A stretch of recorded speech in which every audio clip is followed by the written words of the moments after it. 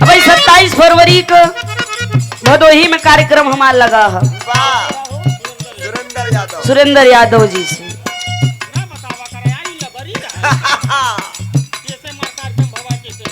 नहीं बताओ जरूरी है। यहाँ हम कार्यक्रम करने आए हैं। हम कहाँ क्या किए क्या नहीं किए वो आम बात है। इतिहास नहीं गिना हो जाए है।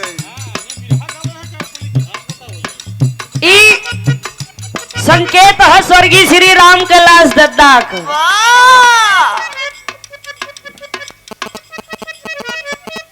बिरहा जगत में कन्हैया कहे जाने वाले आज स्वर्ग चले गए। हम लोग यही पढ़े हैं।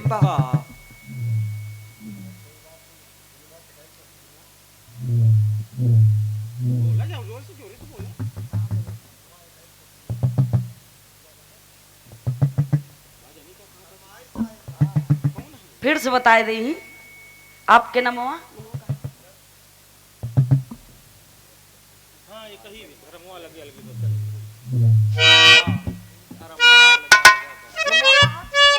आप परम श्रद्धेय श्रीमान मुन्नीलाल भैया जी की ओर से बड़ी सारी माया भैया के प्रणाम हो। सब भैयन के प्रणाम हो। आशीर्वाद की आकांक्षा है और हमारा ज्यादा यहर ओहर के बात नहीं हो तो आप देखा सही बताइए। चला स्वर्गीय श्री राम कैलाश दद्दा गाँव है। अपने जमाने में गाँव रहे बाबू जी। जब उनके बिरहा हो लोग बतावे कपारे पगड़ी बांध ले एक हाथे करताल ले ले एक हाथे मोबाइल ले ले। मोबाइल कर बाबू दे रहे तब मोबाइल रही जब वो बिरहा स्टार्ट करे रहे। और कहा सुनने वाले मित्र जरा ध्यान देना पेराता जैसे खूंटा पे भाई चारा बेगर पेराता वैसे दुल्हनिया खटिया पर दुल्हा बिन पेराता।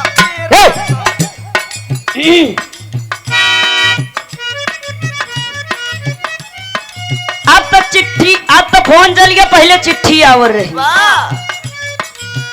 पिंडीवा बाबू परदेश में गए चिट्ठी आई गई लिखा रहे अब की 13 पे आवत है 13 पे आवत है। पिंडुआ कम्मा बड़ी खुशी हुई लाठी में रंगना घोड़ा यानी शहीद बोर ले अंदर बैठ के देख रहा 16 सिंगार कई के केवारी गुलाबा पकड़ के खड़ी हो जाए तब दादा घावे का गावे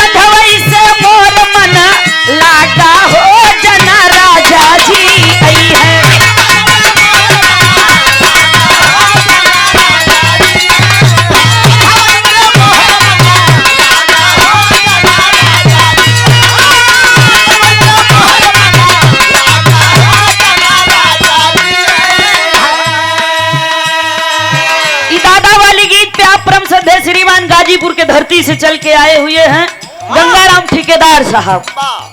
आपकी तरफ से 101 रुपया के आशीर्वाद है। वाह भैया के प्रणाम है, गुलशन भैया के देन है। वाह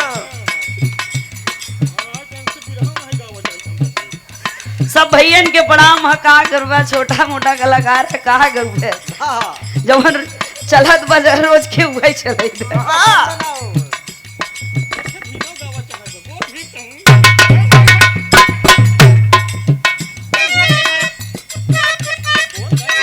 गलती से अब वही 26 जनवरी को वाह हमार कार्यक्रम ही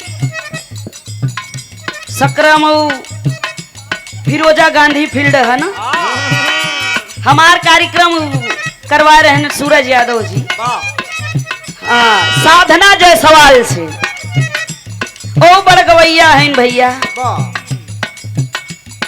ओ बड़गवैया है। कहा है पहले वो गावे तब हम गाऊ, हमका चला ठीक भाई गावे तो आई है, चाहे पहले गाई चाहे बाद में गाई, हम रोवे थोड़ी ना आई है ना, हम लबरी बतियाई आई है। जब हम गावे लागे तो बड़ा कनकनानीन कुछ कही, और जब कुछ कही तो हम तो कुछ नहीं कहा, लेकिन ई सूरदास कही बैठा, वैसो भी हम क्यों कुछ नहीं कही। जवन कुछ कहा थी है कहा थे, काहे से कहा गलती से तोहर माई के मिस कॉल मार दिहाले, गलती से ये बात माई के मिस कॉल मार दिहाले, गलती ओ तोहर माई के मिस कॉल मार दिहाले, गलती से तोहर माई के मिस कॉल मार दिहाले, गलती से तोहर माई के जिया बहादुर एकदम सही हो।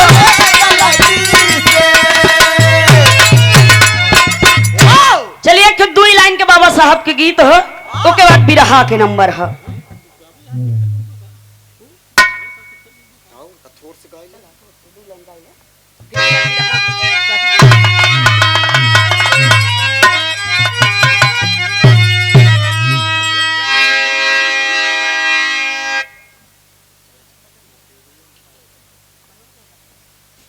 आप परम श्रद्धेय श्रीमान बड़का भैया, मनोज भैया और राकेश भैया, दोनों महान मूर्तियों की ओर से 101 रुपया के आशीर्वाद है।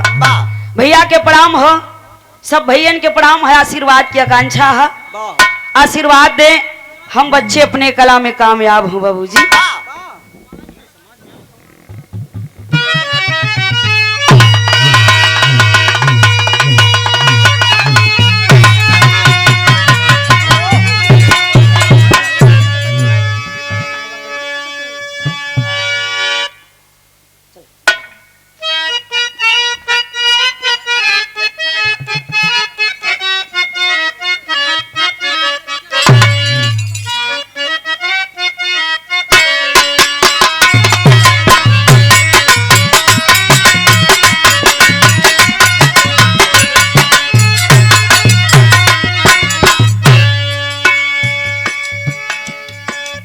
बड़ा सुंदर संकेत है। एक लाइन बाबूजी बताया जाता है, आप लोग जानते हैं पासी पहले राजा रहे, जे हर चल रहे हेलो ओ हर तलवार ही तलवार छनकती रहे। सही है ना? सुहल देव पासी, बिजली पासी, मक्का पासी, ये सब राजा थे। हम सब उन्हीं के वंशज हैं। और ये सब राजा कजनी केतनन के पछाड़ते हुए, मारते हुए इस देश के लिए शहीद हो गए, इस देश के लिए शहीद हो गए बाबूजी। लेकिन कहीं कहीं इतिहास छिपाया गया है, पूरा नहीं बताया गया है। जो देश को आजाद करने में सबसे बड़ा जिसका योगदान था, उसको नहीं बताया गया। क्यों नहीं बताया गया? क्यों? क्योंकि हम सब के वर्ग कोई लिखने वाला, बताने वाला नहीं था। जो लिखने वाला था वो सबसे पहले अपना लिखा, तब बाद में इन सब का नाम आया। कहना है कैसे मास्टर साहब?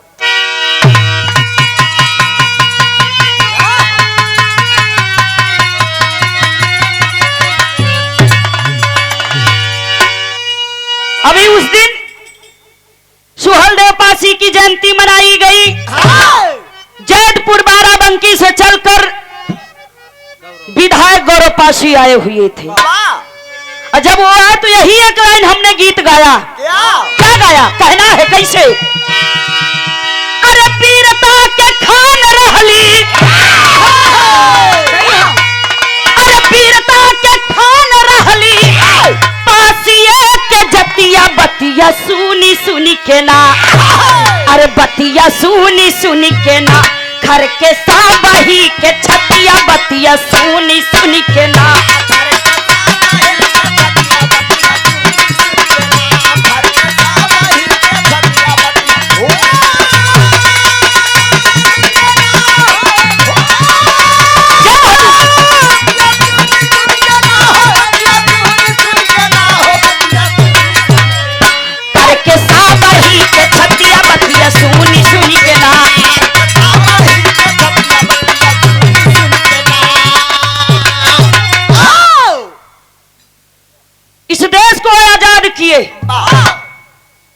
आज हम लोगों को दबाया गया। भाव है कैसे?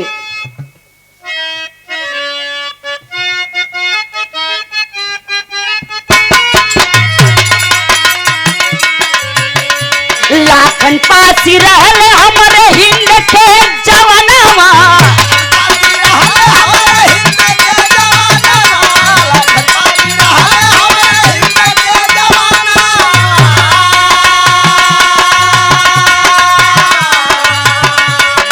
सवा के खातिर लड़त रहले बीरानवा,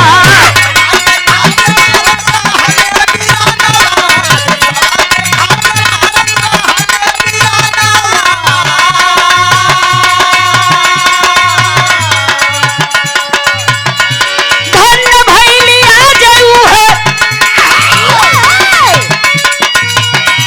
धन रहली देश राज देश वाली बतिया मतिया छूनी सुनी के ना, बतिया सुनी सुनी के ना, करके साबही के छतिया बतिया सुनी सुनी के ना।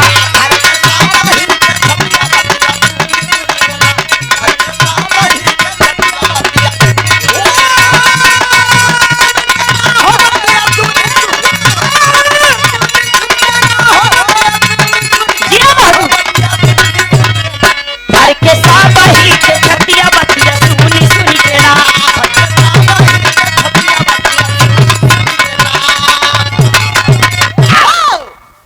लखन पासी थे लखनऊ के राजा, जो आज उन्हीं के नाम से लखनऊ शहर बसा बाबू। अगले बंद में कहना है कैसे?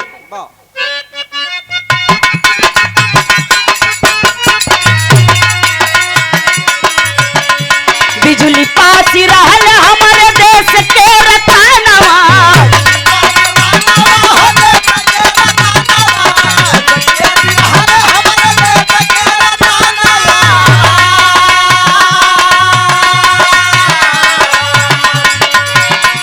भूनवा के होली खेलल देश के करानवा,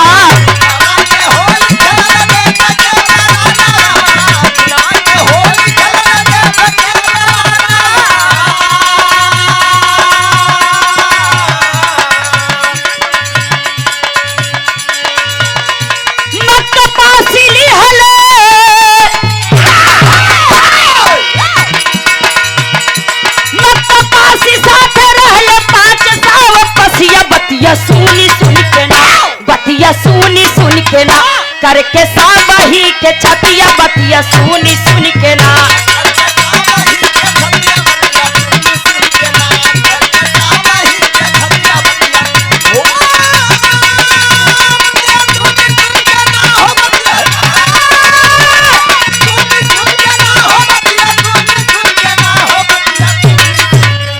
करके साबही के छतिया बतिया सुनी सुनी के ना।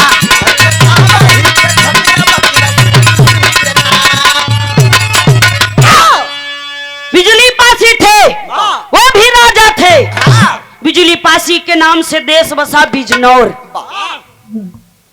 और मक्का पासी कौन थे आप लोग जान ही रहे हैं। अगले बंद में कहना है आखिरी और अंतिम भाव में कैसे।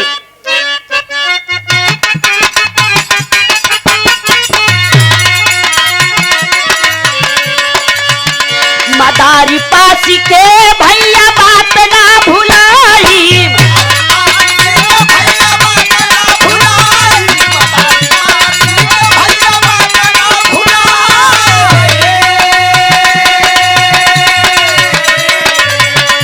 दुश्मन के रानवा में दिहले हिलाई।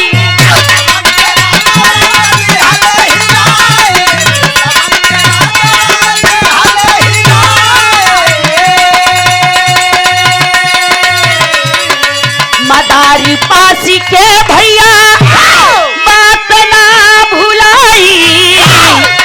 दुश्मन के रानवा में अरे दिहले हिलाई। उदा देवी रहली अरे उदा देवी रहली पासी वाली जतिया बतिया सुनी सुनी के ना। अरे बतिया सुनी सुनी के ना करके साबही के छतिया बतिया सुनी सुनी के ना।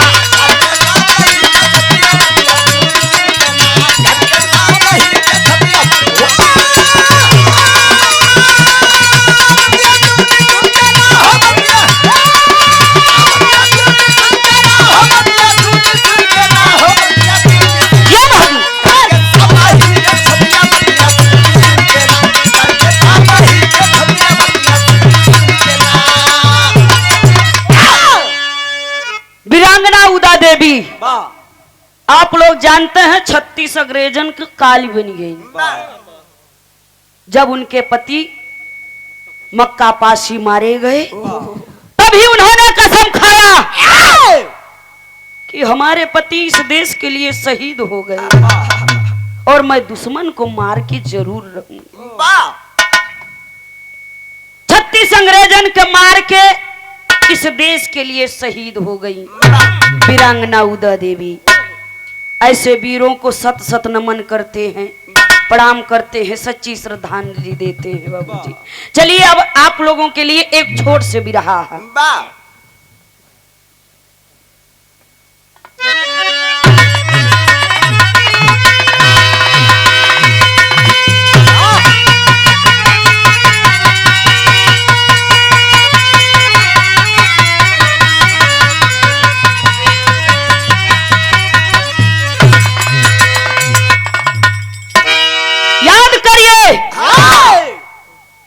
जब अपना हिंदुस्तान 200 साल गुलाम था बाबूजी। एक छोट से बिरहा है। बिरहा का शीर्षक हो बिंदिया और बंदूक उर्फ आजादी के दीवाने बाबू सुभाष चंद्र बोस। याद करिए क्या हालत थी जब 200 साल गुलामी के जंजीर में हिंदुस्तान जकड़ा हुआ था। ईस्ट इंडिया कंपनी की स्थापना हुई। धीरे धीरे समय बीतता गया। भाव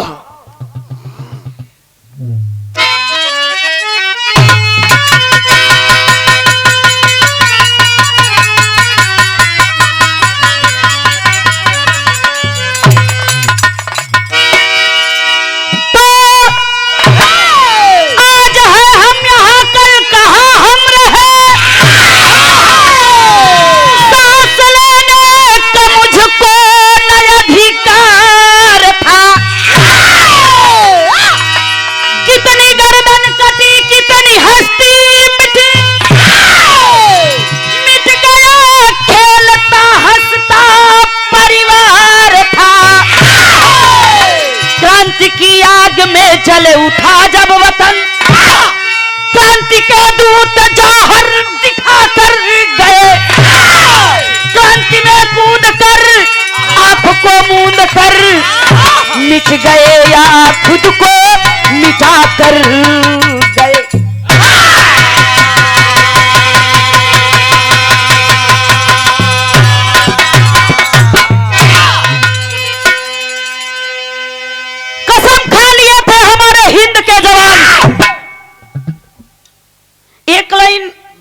ओरिजिनल भाव है। कोई आशिक अपने मासूका से कह रहा है कि भक्त भगवान से कह रहा है कि कोई साढ़ू अपने सढ़ुआन से कह रहा हे! है। क्या कह रहा है? वाह कहनाम है ओरिजिनल है। कैसे?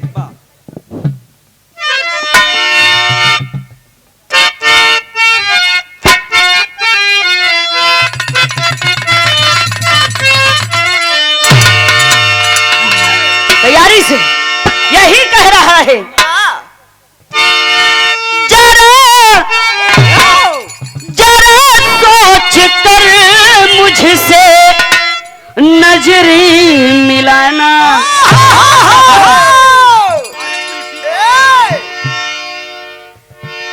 जरा सोच कर मुझसे नजरें मिलाना।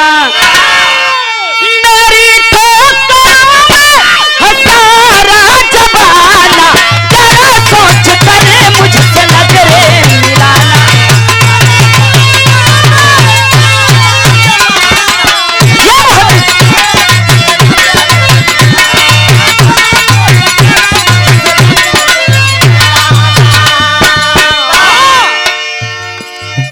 जरा सोच कर मुझसे नजरें मिलाना। मेरी ठोकरों में है सारा जवाना। ये बिरहा है। आज गए सो आकाश चूमत है। चूल्हा पे खाना न बनी तो गैस से खजार में हो गया।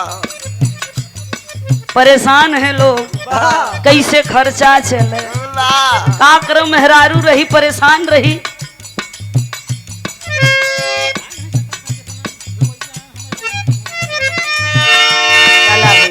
लेकिन बिरहा के ओरिजिनल भाव है। कवन भाव है? कहनाम है,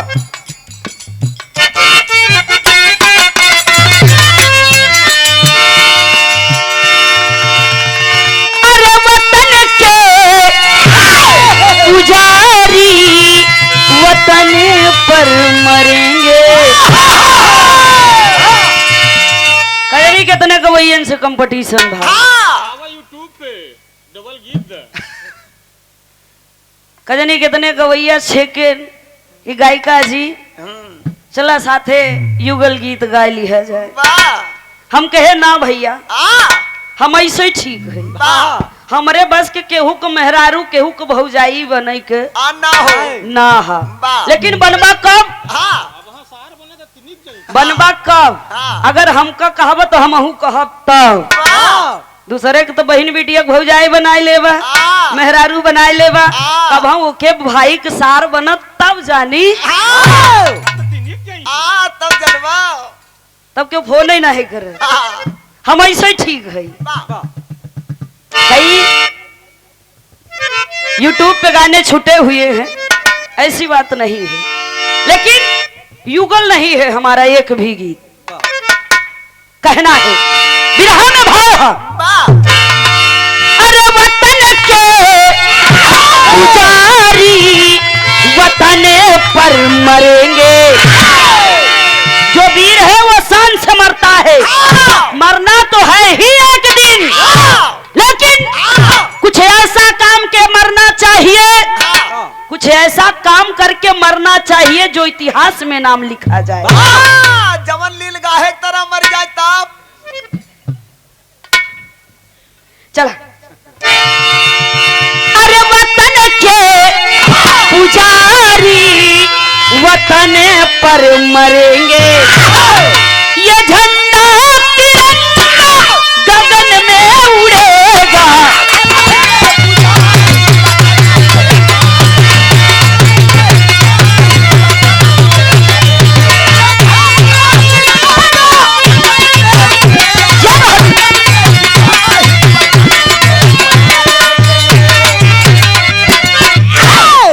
भैया नमवा।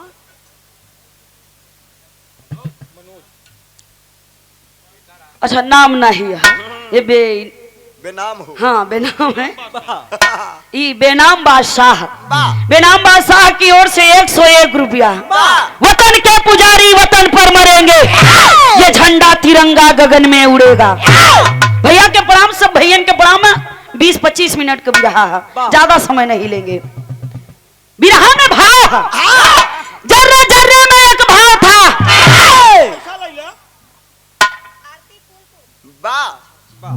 अब सुश्री आरती, आरती फूलपुर के धरती से बड़ी सारी माया 51 रुपया के आशीर्वाद। आपको प्रणाम, आशीर्वाद की आकांक्षा है। जर्रे जर्रे में एक भाव था, आजादी बिन जीवन का आनंद नहीं है, गुलाम बनकर जीना या पसंद नहीं है। चढ़े अंग्रेज वीर क्रांति के निशाने में, बंद आजादी थी जिगर के कैद खाने में। कहर ढाई उधर बंगाल वाली क्रांति थी, कहर ढाई उधर बंगाल वाली क्रांति थी, अंग्रेजों के खेमे में फैली अशांति थी। सतीश चंद, कहानी के पहले समझे, कहानी के पहला पात्र। सतीश चंद कौन थे? कौन? सतीश चंद बाबू सुभाष चंद्र बोस के लंगोटिया यार थे। अरे वाह! सतीश चंद्र बोस पत्नी का स्वर्गवास हो चुका था, एक 7 साल की बिटिया है, उस 7 साल की बिटिया को भी पाल रहे हैं और आजाद हिंद फौज के सिपाही भी हैं। एक दिन सुभाष बाबू से मुलाकात हुई। सुभाष बाबू सतीश चंद से कहते हैं कि दोस्त, मेरी डॉली बेटी कैसी है? सतीश चंद्र बोस के आंखों में आंसू आ गया बाबू। कहने लगे, नेताजी, बेगर माई की बिटिया कैसे रह सकती है? अब तो हम ही ओकर माई है और हम ही ओकर बाबू है। नेताजी कहते हैं, अगले हफ्ते कलकत्ता आऊंगा तो जरूर डॉली बिटिया से मिलूंगा। उस 7 साल की बिटिया का नाम डॉली रहे। समय बीतता गया। सतीश चंद, सुभाष बाबू आते हैं सतीश चंद के घर। कहना है कैसे?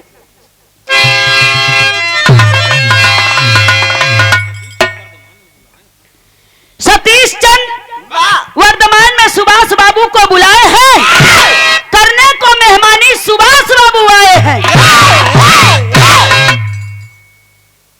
समय बीतता गया। अगले हफ्ते सुभाष बाबू सतीश चंद के घर आते हैं।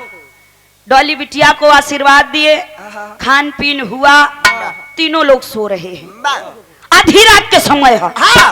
अचानक सुभाष बाबू उठकर बैठ गए और सतीश चंद से कहते हैं कि दोस्त, दिल मेरा घबरा रहा है, लगता है कोई अनहोनी होने वाली है, हमको जितनी जल्दी हो सके स्टेशन छोड़ो, मैं यहाँ से जाऊंगा। सतीश चंद डॉली सुभाष बाबू को समझा रहे हैं, नेताजी को समझा रहे हैं कि सुबह होते ही आप चले जाइए, लेकिन सुभाष बाबू नहीं मानते हैं। कहते हैं हमको अभी आप छोड़िए। छोड़ने स्टेशन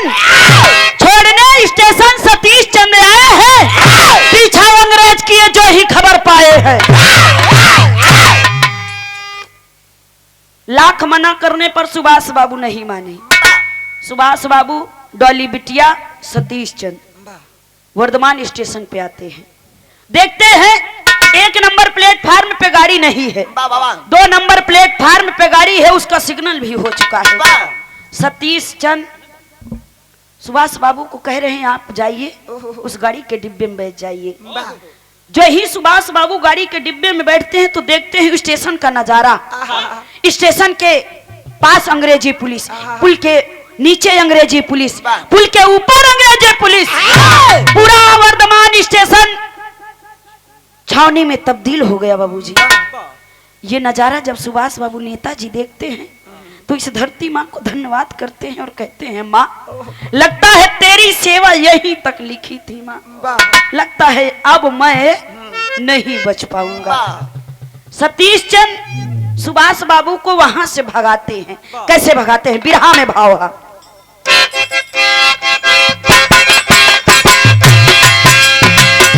क्या बात है ये भाई?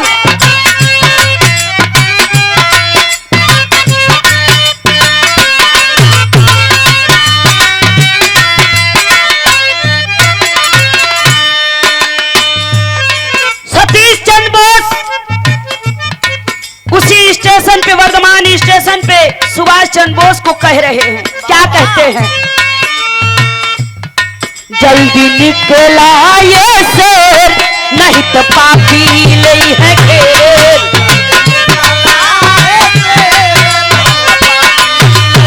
ये बहादुर, क्या बात है?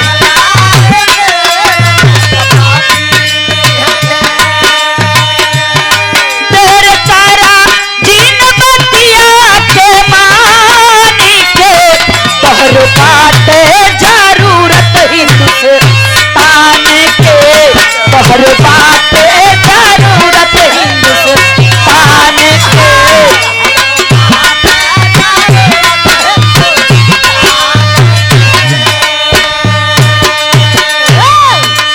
2 नंबर प्लेटफार्म पे गाड़ी हो, उसका सिग्नल भी हो चुका है। नेताजी भागकर उस गाड़ी के डिब्बे में बैठते हैं। कहना है कैसे? क्या बहादुर, एकदम सही हो।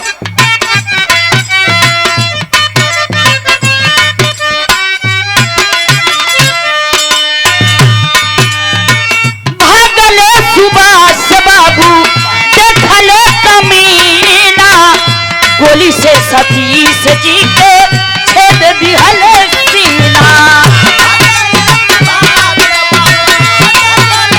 क्या बात है? क्या बात है?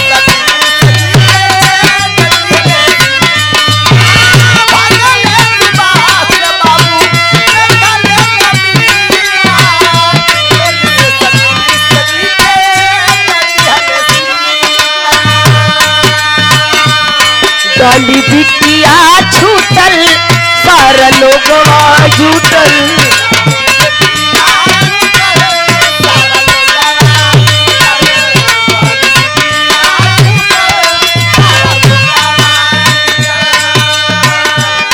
दही से रिश्ता टूटल बा परान से, तोहर बाटे जरूरत हिंदुस्तान के।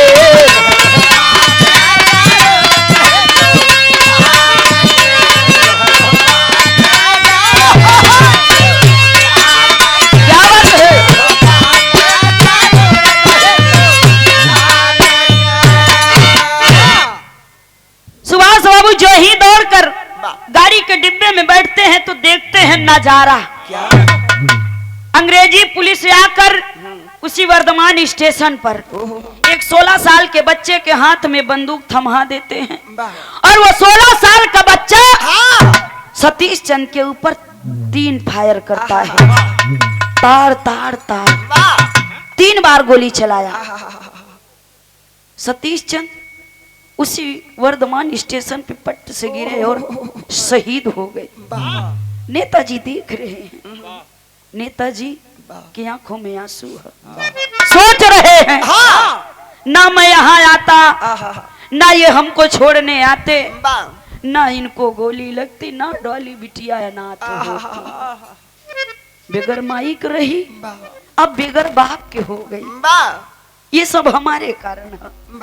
गाड़ी चली जा रही है बाबूजी, लोग जुटे हैं वर्धमान स्टेशन पर। सुभाष बाबू गाड़ी के डिब्बे में बैठे बैठे अपने दोस्त को धन्यवाद देते हैं कि जा मेरा दोस्त, तुझको स्वर्ग में उच्च स्थान प्राप्त हो। लेकिन बचपन की बातें सोच रहे भाव, हाँ क्या सोचते हैं?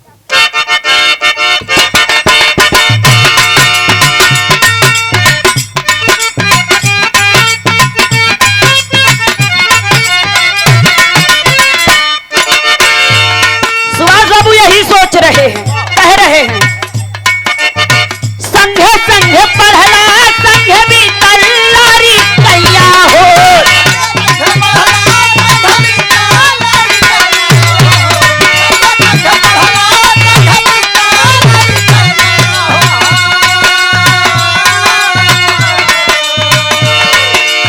संघे संघे पढ़ला संघे भी तल्लारी कैया, हमरे भैया हो।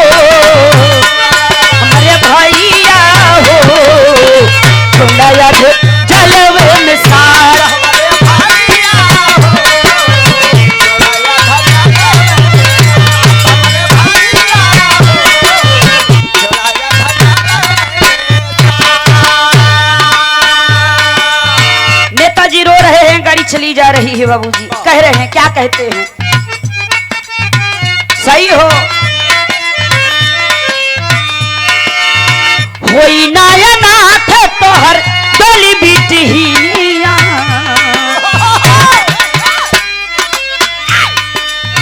होई नायनाथ तोहर डोली बिटिया, धर्म पिता बन के राखब अपने शरणिया।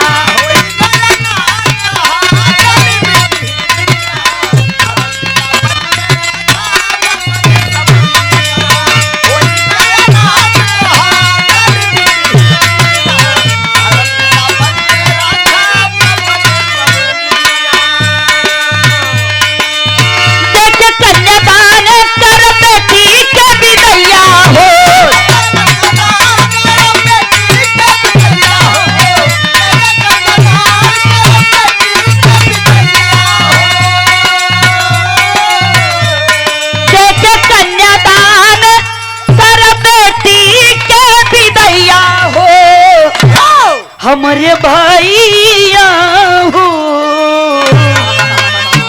छोड़ला याद जलवे में साथ। नेताजी चले गए बाबूजी, समय बीतता गया।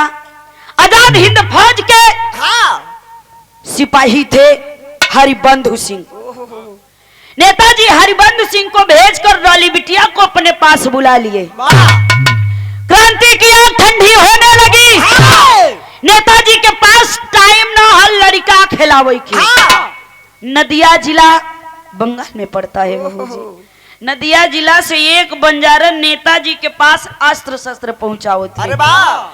डॉली बिटिया के उस बंजारन के पास ले जाकर नेताजी को बात कहते हैं। क्या कहते हैं? बिरहा में भाव है।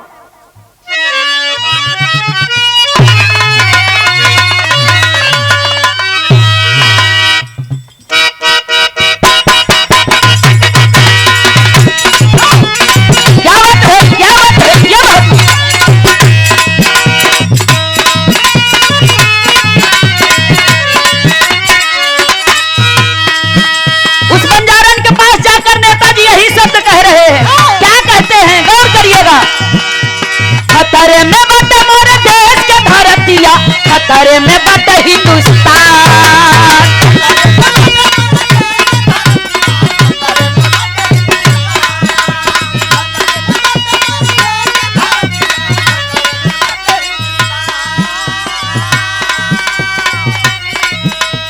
खतरे में बटे मोरे देश के भारतीय, खतरे में बटे हिंदुस्तान।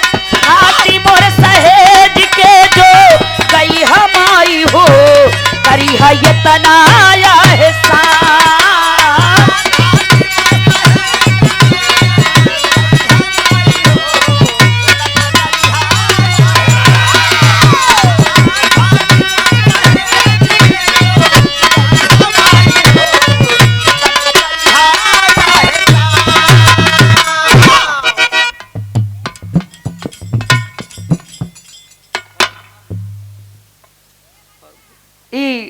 दुआर मलिकार साहब की ओर से बड़ी सारी माला और गुलशन भैया के एक फरमाइश, बड़ी पुरान फरमाइश हो।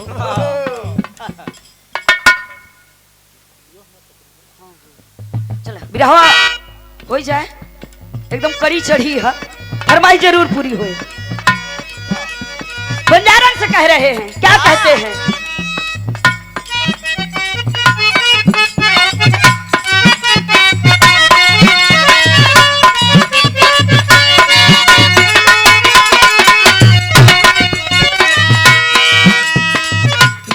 बिटिया के नहीं हो परेशानी, टाइम टाइम से भेजा रह खर्चा पानी।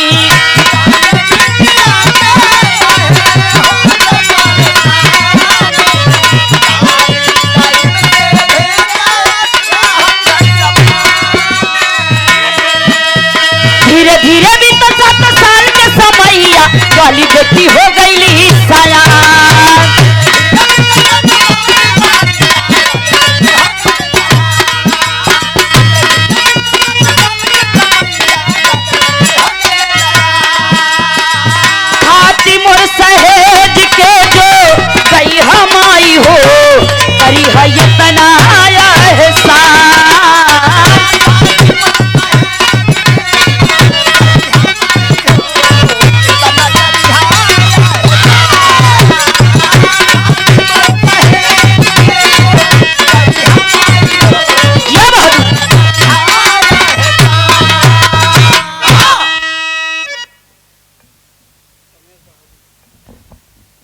आप परम श्रद्धेय श्रीमान रमेश बढ़ौली के धरती से, रमेश बढ़ौली के धरती से आपकी तरफ से 51 रुपया, 50 रुपया आपको प्रणाम।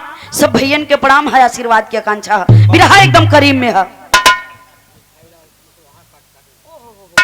आप परम श्रद्धेय श्रीमान बड़का बाबू मिठाई लाल कुशवाहा, अरे वाह, कटका के पावन धरती से आपकी तरफ से 50 रुपया आपको प्रणाम, आशीर्वाद की आकांक्षा है। कहना है कैसे? हाँ, नेताजी के पास समय ना है लड़का खिलावे के, बंजारन के पास सौंप कर और वो लड़ाई लड़ रहे हैं। समय बीतता गया, 7-8 साल बीता। एक दिन नेताजी के मुलाकात उस बंजारन से हो गई। अरे वाह, नेताजी बंजारन से कहते हैं कि बंजारन मई हमा बिटिया कैसे है? वाह, बंजारन मुस्किया को नीचे मुड़ी कैले। नेताजी कहा के मतलब? हाँ, बंजारन कहा नेताजी बिटिया से आन हो गई बा। हाँ, हाथ पियर करे के समय हो गए हो। हाँ, सूरदास सही कहा था। बंजारन कह रही है नेताजी से बिटिया ब्याहे योग्य हो गई बा। नेताजी कहता एक बिटिया के शादी कई दा। सुभाष चंद्र बोस हाँ, देर न करते हुए बाबूजी अरे वाह, एक अच्छा भर कर देख के बिटिया का शादी फांद है। वो केवल सतीश चंद्र की लड़की नहीं थी, वाह, पूरे आजाद हिंद फौज की लड़की थी। वाह, हाँ, जिसे हमारे बड़े भाई प्रभु भैया शादी फांदे हैं बिटिया के। वाह, या सगाई रही।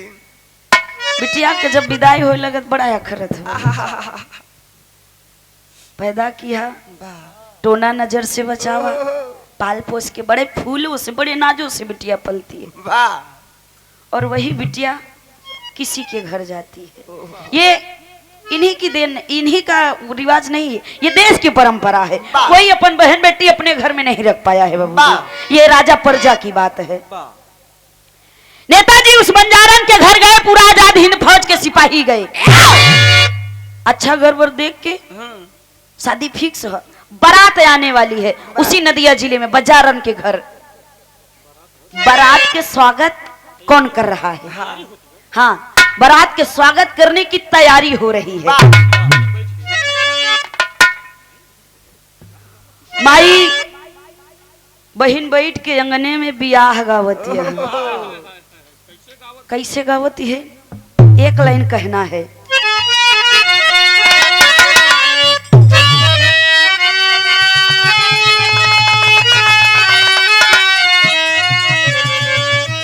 यह गावती है। यह माटी के धरोहर है गीतिया, यह माटी के गीत है बाबूजी। माते बहने माई हरे गावत ही।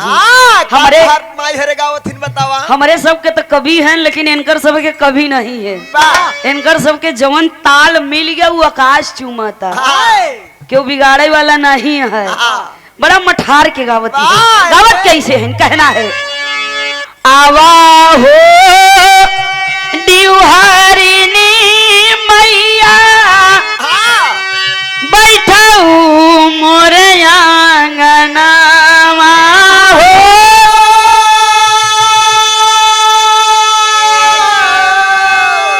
दे बैसाता रंगिया बीचा।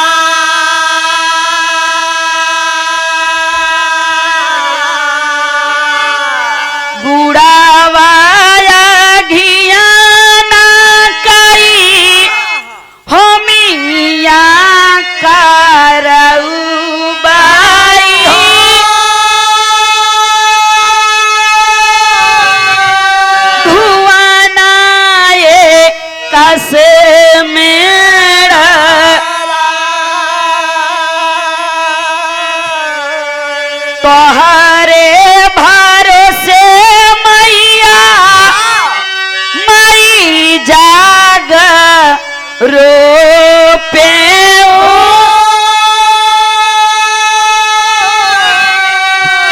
मोरी जाग पुराना।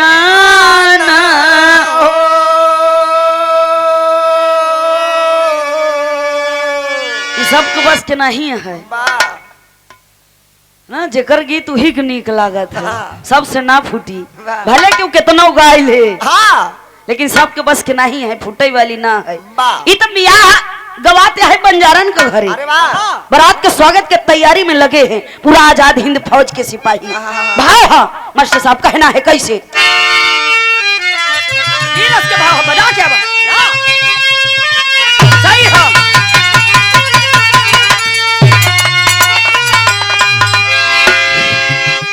अरे जुटले आजाद हिंद,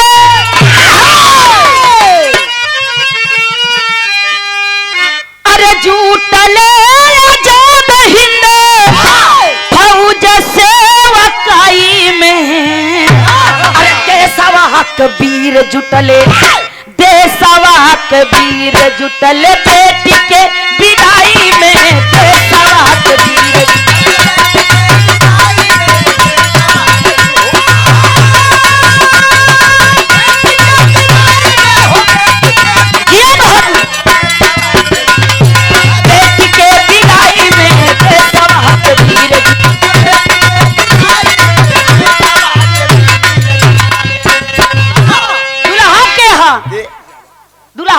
कहना है।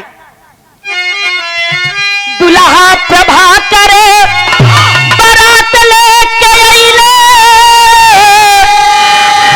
बिटिया के हाथ उनके हाथ में धराइले।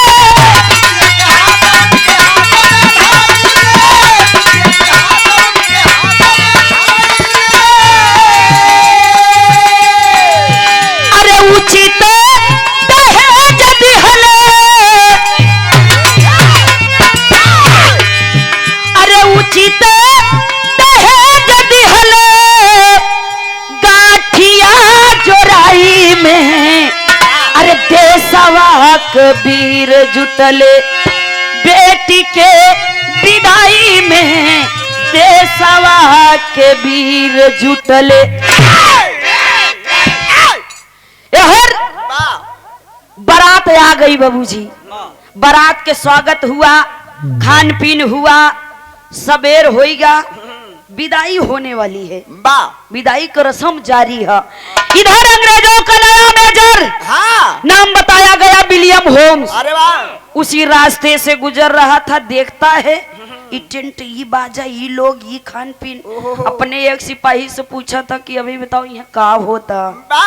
उसका सिपाही कहता है कि सर चलिए प्लीज, कुछ मत कहिए, बारात आई थी, विदाई होने वाली है। तब विलियम होम्स कहता है ओ ये साले हमारे गुलाम हैं।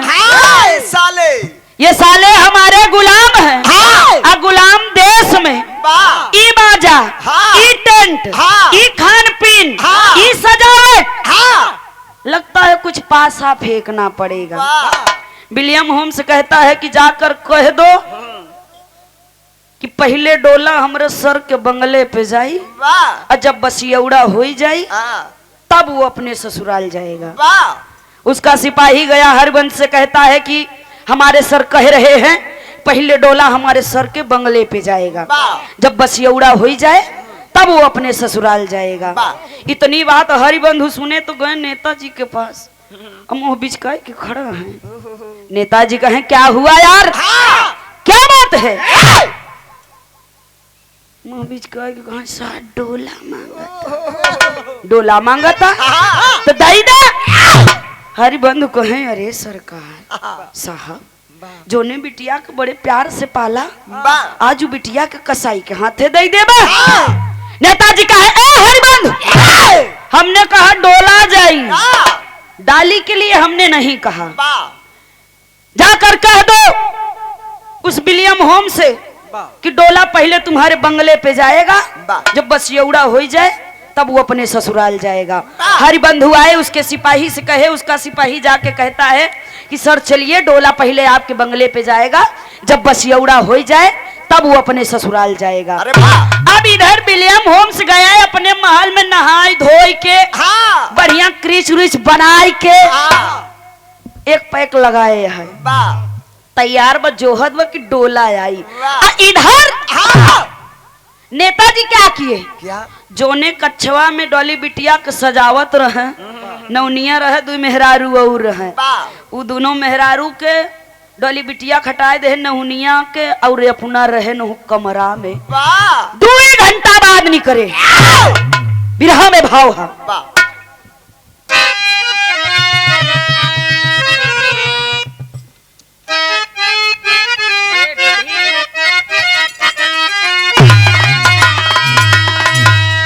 अरे मर्दाना बोला बंदे मातरम मर्दाना बोला बंदे मातरम दुश्मन के छाती पे चढ़ के जाई डोला यार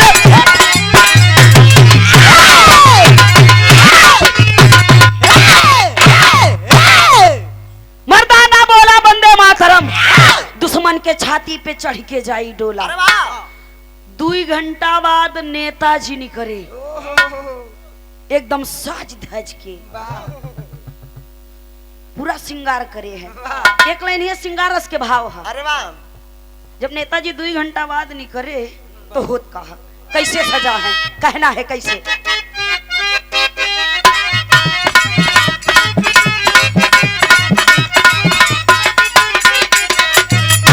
श्रृंगार रस के भाव है अलग सजल बंधल गहनन से नेताजी सजे हैं अलग सजल बंधल गहनन से हर जगह हिया हो सिपहिया नेता बनले दुल्हिया ना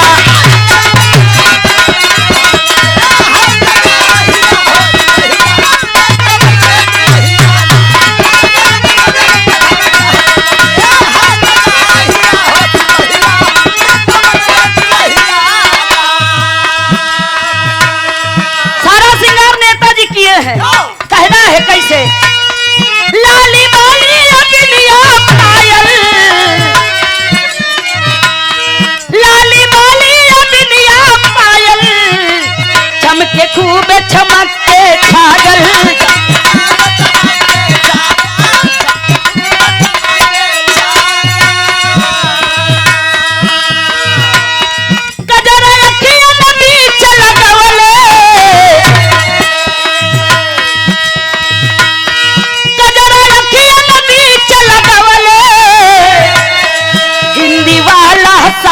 सजवल हिंदी वाला साज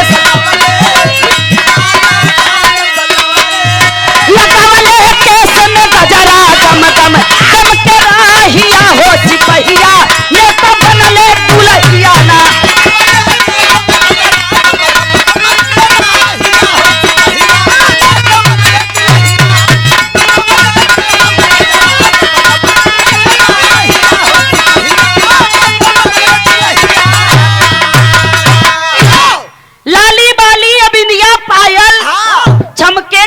चमक के छागल कजरा अखियन बीच लगवले कितनी अच्छी लाइन कवि ने लिखा उस कवि को प्रणाम करते हैं कजरा अखियन बीच लगवले हिंदी वाला साज सजवले लगवले केस में गजरा गम गम गम के रहिया सिपहिया नेता बनले दुल्हिया ना एक लाइन और है क्या है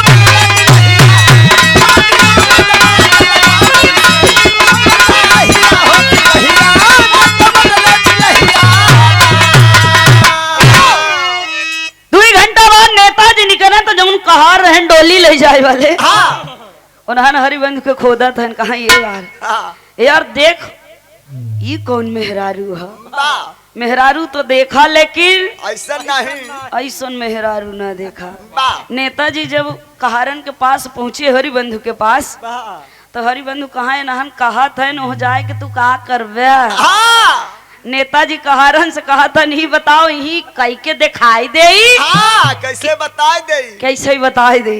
दोनों कहार कहे लगे अगर कई के देखौबे, अगर कई के देखौबे तो ऊपर ही चला जाओ।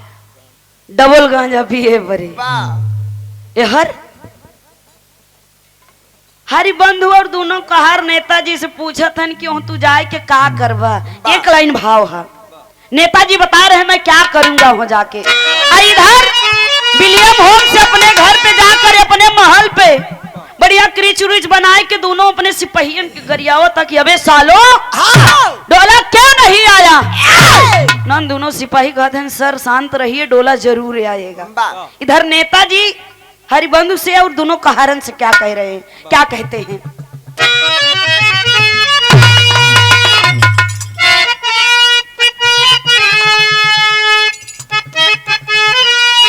यही कह रहे हैं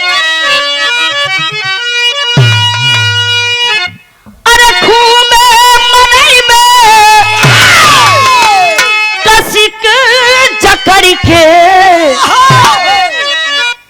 खूब मनैबे अरे कसिक जकड़ के सुहाग रतिया एकर छतिया पे चढ़ के।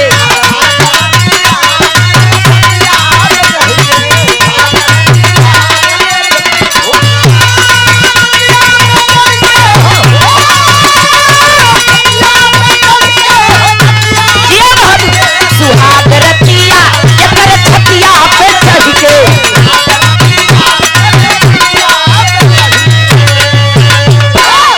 नदिया के तीरे जब पहुँचले बडोलावा,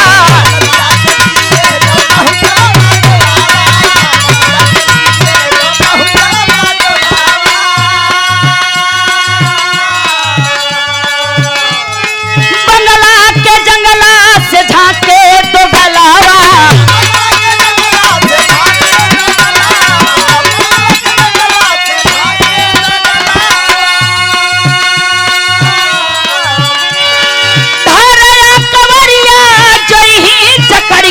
सुहाग रतिया ओकर छतिया पे चढ़ के।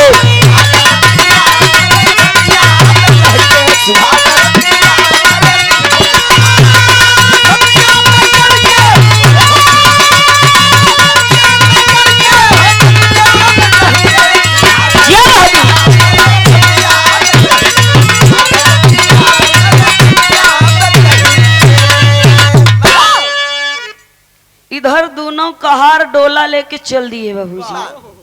आ गए विलियम होम्स के बंगले पे। इधर विदाई हो गई डॉली की। जब विलियम होम्स के बंगले पे आते हैं, जब डोला रखवान, जब डोला में से नेताजी निकले, ई चाकल पीठ रहे, ई चाकल कमर रहे, ई बाजू रहे, पूरा श्रृंगार करेन रहे। वो दोनों सिपाही आपस में खोदत है। ए यार यार देख ये मेहरारू कम डीजल इंजन ज्यादा लौके। कहाँ जाए दे यार संजय से गरियावत बा। यार नेताजी जब पहुंचे विलियम होम्स के पास, तू देखो तो नेताजी के गोर गोर गाल अब एक पैक और मार ले। अब ओके समझे में नहीं आवता कि मेहरारू आ कि के आ कि कच्ची हो कि पक्की।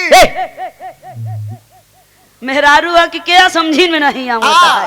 अब वह नेताजी के ओर लपकबई तो भा मेरी जान। वह नेताजी पकड़ के कड़ाई हुमक दिए।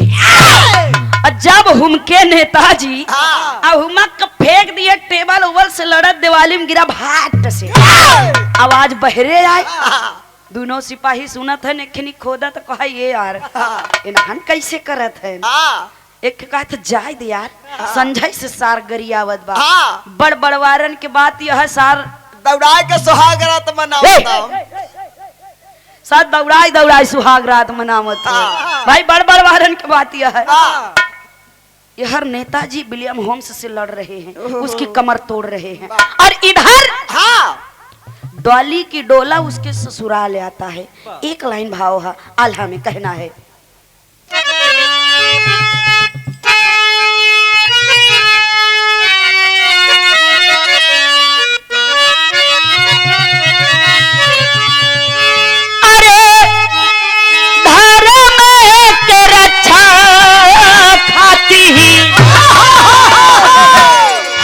युगवा में कई अपन रूपवा बनावे सरकार,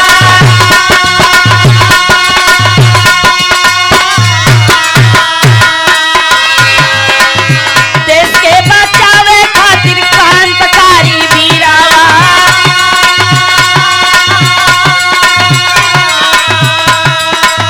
दुल्हन के भेसावा बनावे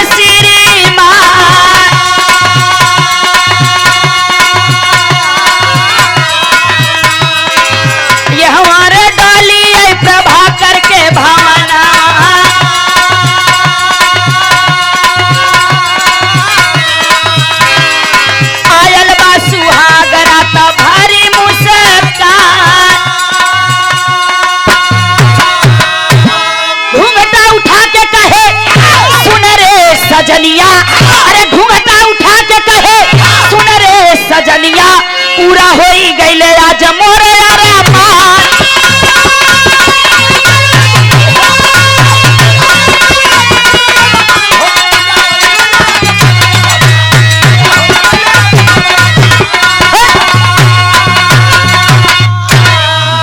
बस 2 मिनट के और समय ले बाबूजी। हर नेताजी विलियम होम्स से लड़ रहे हैं और इधर डॉली के भवन, डॉली का डोला जब प्रभाकर के घर में आता है, जब सुहाग वाली रात आई तो चांद सा टुकड़ा जब देखता है प्रभाकर, घूंघट उठाया तो देखता है चांद सा टुकड़ा, कहता है ओ ये चांद सा टुकड़ा मेरे लिए बहुत लकी है। जानती हो ये सो आराम, ये गाड़ी, ये बंगला, ये सोफा, ये पलंग मैंने कैसे कमाया है? मैं ब्रिटिश गवर्नमेंट के लिए काम करता हूँ। आज मेरा सदियों का अरमान पूरा हो गया। बहुत दिनों से लगा था मैं सुभाष चंद्र बोस को मारने के लिए, आज खुद ही शेर के गुफा में गया है। एक बार तो मारते मारते जानती हो कौन मेरे हाथ से मरा गया था? कौन? आप श्रीमान बड़का भैया पशु डॉक्टर अमरजीत कटका के धरती से, पशु डॉक्टर अमरजीत कटका के धरती से भैया की तरफ से 51 रुपया।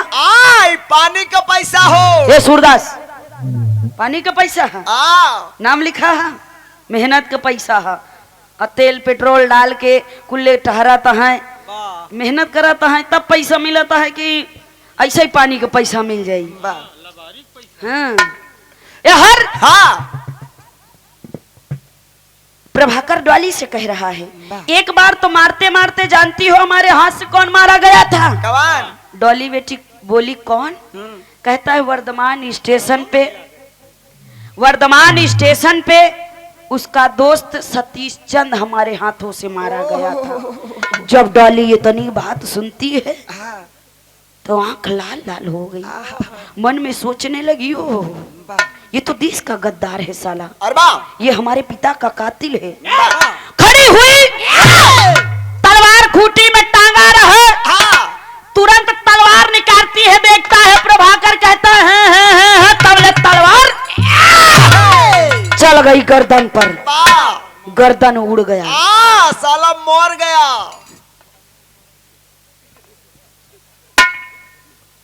हर नेताजी मारकर विलियम होम्स को नदी में कूद जाते हैं। अब तो मोबाइल चल गया, पहले निशानदेही निशाना लगाया जाता था बाबूजी। यहाँ क्रांतिकारी वीर यहाँ नहीं मिलेंगे तो वहां मिलेंगे, वहां नहीं मिलेंगे तो वहां मिलेंगे, लेकिन मिलेंगे जरूर। हर नेताजी नदी में कूद गए और इधर डॉली प्रभाकर को मार कर खून का टीका लगाकर चुनरी कमर में बांधकर एक हाथ तलवार लिए हो, एक हाथ लालटेन। पैसा ले ला। गुलचपा के धरती से प्रियांशु प्रियांशु भैया की ओर से 101 रुपया भैया के प्रणाम है, आशीर्वाद की आकांक्षा है। डॉली नेताजी को खोजते हुए चल दी। नेताजी इधर बहते बहते जब किनारे लगते हैं तो देखते हैं एक दिया उनकी ओर चला आ रहा है। नेताजी कहते हैं कौन? डॉली नेताजी की आवाज पहचान गई, पास में जाके लालटेन खड़ा करके कहती है बाबूजी मैं। नेताजी कहते हैं बेटी ये क्या? अभी हाथ के महावर नहीं छूटा, मेहंदी नहीं छूटी है और माथे पे खून के टीका है। डॉली रोने लगती है कि बाबूजी अब आपने पिता का कर्तव्य बहुत बढ़िया से निभाया, लेकिन बाबूजी जिसके साथ आपने हमारी शादी की थी वो देश का गद्दार था, हमारे पिता का कातिल था। जो 16 साल का बच्चा था हमारे पिता को मारा था वो वही प्रभाकर था, वर्धमान स्टेशन पे। जो 16 साल के बच्चा हाथ में बंदूक लेकर हमारे पिता के ऊपर 3 बार गोली चलाया था, उसी से आपने हमारी शादी की बाबूजी। देश का गद्दार हमारे पिता का कातिल था। डॉली उसके साथ सांस लेना नहीं पसंद करती, रहने के लिए तो बहुत दूर है।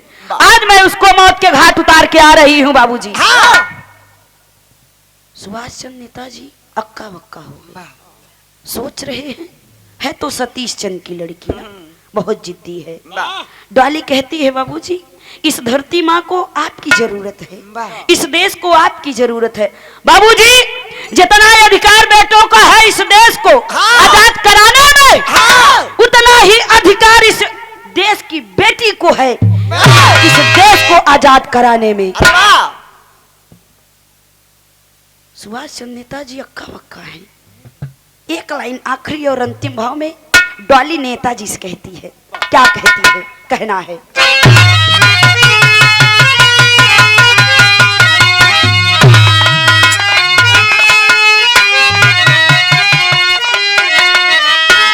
बंद न होई करहूं इनकलाबी बोलिया, बंद न होई करहूं इनकलाबी बोलिया, बन के खेलली रण जोगिनिया लहू के बोलिया।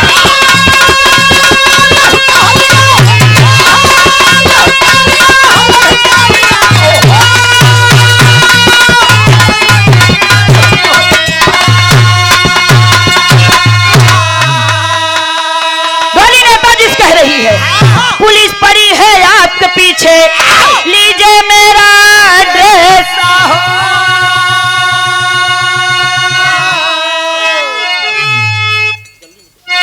जल्दी निकलिए यहाँ से बाबू, बदल के मेरा भेष।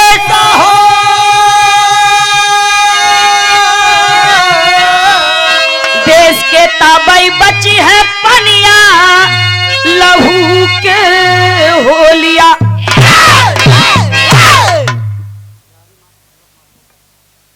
कटका के धरती से आप परम श्रद्धेय श्रीमान हजारी ढोलक मास्टर साहब आपकी तरफ से ही 21 रुपया आपको प्रणाम, सब भैयन के प्रणाम है। 2 लाइन की और है हर डॉली समझा रही है नेताजी को कि बाबूजी अंग्रेजी पुलिस आपको खोज रही है, आप हमारा ड्रेस लीजिए और अपना ड्रेस आप हमको दीजिए और यहाँ से जल्दी से निकल जाइए। नेताजी कहते हैं नहीं बेटी मैं तुमको छोड़कर नहीं जाऊंगा।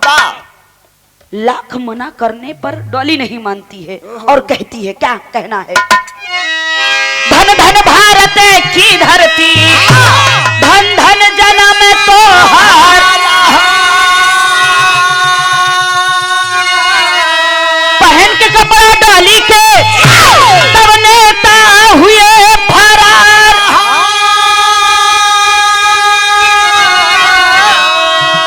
तगर जल अंग्रेजी संगिनिया लहू के होलिया।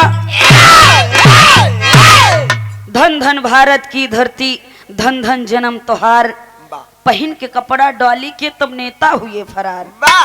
डॉली का कपड़ा पहनकर नेताजी वहां चले जाते हैं। नेताजी के कपड़ा डॉली पहने बा, पीछे से अंग्रेजी पुलिस, अंग्रेजी संगिनिया यानी अंग्रेजी पुलिस और बंदूक। डॉली के ऊपर इतनी बंदूक चलाते हैं, इतनी बंदूक चलाते हैं बाबूजी, इसका वर्णन मैं नहीं कर सकती। लेकिन इस देश के लिए डॉली हंसते हंसते कुर्बान हो गई, उफ तक ना की। बार मेरे देश की लड़की, बार मेरे देश की नारियां, बार मेरे खेत के नालियों। सूरदास, ऐसे वीरों को नमन, ऐसे देश के नारियों को नमन मैं करती हूँ। शहीद हो गई डॉली हंसते हंसते इस देश के लिए। बिंदिया और बंदूक उर्फ आजादी के दीवाने बाबू सुभाष चंद्र बोस। आखिरी और अंतिम भाव में कहना है, गुरु बिहारी गुरु गणेश गुरु रामलाल मुर्मा का कथन करे कवि चंद्रिका बीज जय के।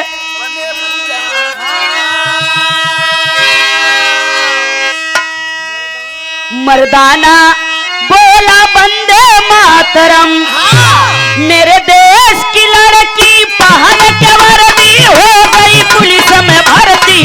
मेरे देश की लड़की, बार मेरे देश की लड़कियां, मेरे देश की लड़की पहन के वर्दी हो गई पुलिस में भर्ती। मेरे देश की लड़की, आज हमारे देश की लड़कियां लड़कों से कम नहीं है बाबू। कजनी कितना मेडल जीत के लेके आई, अंतरिक्ष में गई हैं। बुरा ना माना का तो लड़कन के नाम है पन्नी भी न था। लेकिन कतो कतो बिटिया और बेटवा में भेदभाव रखा गया। कैसे? अब वही अगर बेटवा हो जाए तो मोछा टाइट हो जाए। सूरदास सही कहत बा, छठी से मुहार झांके लगी। अपने बेटौना से पूछी, बाबा अरे बाबा नतीवा हमार के का पड़ा बा? तो का पड़ा बा? कि अपने माई के पड़ा बा, अपने ममा के तना पड़ा हो। अब पाई जही बड़ा दुलरही बाबा हरे, तू हमार नाती है, तू हमार करेजा है, तू बड़ा होई के का बनबा? डीएम बनबा, एसडीएम बनबा, कलेक्टर बनबा, कंडक्टर बनबा। देखो एक चूड़ी गिराई देते वहू के तनख्वाह 17,000 हो। ई जाना तो है, इहो फार्म भरे है ना। अगर वही बिटिया हो जाए तो ललाई पहाड़ टूट पड़ी। सही कहत बा, बिटिया हो जाए तो जना दबा है जाइए, जल्दी लेबो न करही। मान ला पतोहिया दऊ दे खिलाई ला बाबू, तनी चाय बनाई दे ले ही तो का टुकुर टुकुर देखी ही। बाबा हरे बतिया ही नतिनिया से कहीं तू बड़ी नीक हो, काहे आऊ हो महुआ बिनबू का करई आऊ है, लूट आई हो। तोहार का नाम धई देई, लुटना धई देई। मर जाती, मर जाती 6-7 लाख रुपया हमार बच जा। वही कम महिंद्रा ट्रैक्टर लाई ले। देखो ये अंधरे के कितनी बड़ी एकर सोच है। बिटिया के मारत बा महिंद्रा ट्रैक्टर लेत बा, अब बेटवा के डीएम एसडीएम बनावत बा। कह नाम है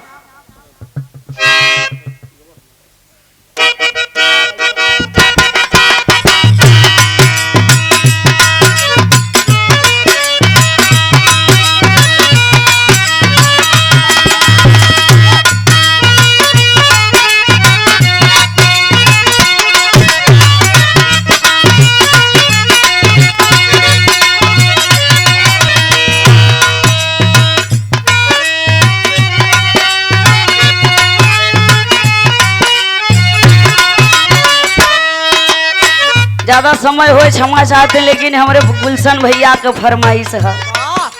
कहना है कैसे, तोहर में बसे राजा हमारे पराना हो।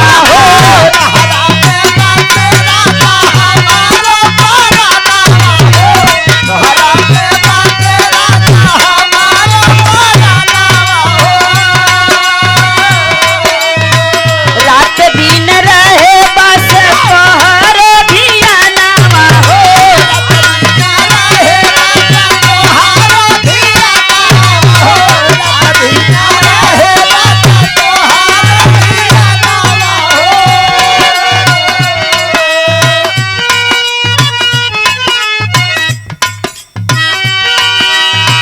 तोहरा में बसे राजा हमारे पराना हो। रात दिन रहे बस तोहर दिया नावा हो।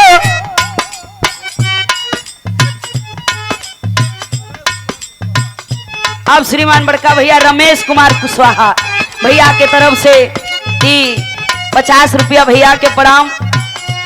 कोनो दुल्हन अपने दुल्हा से कह दियो भैया के प्रणाम।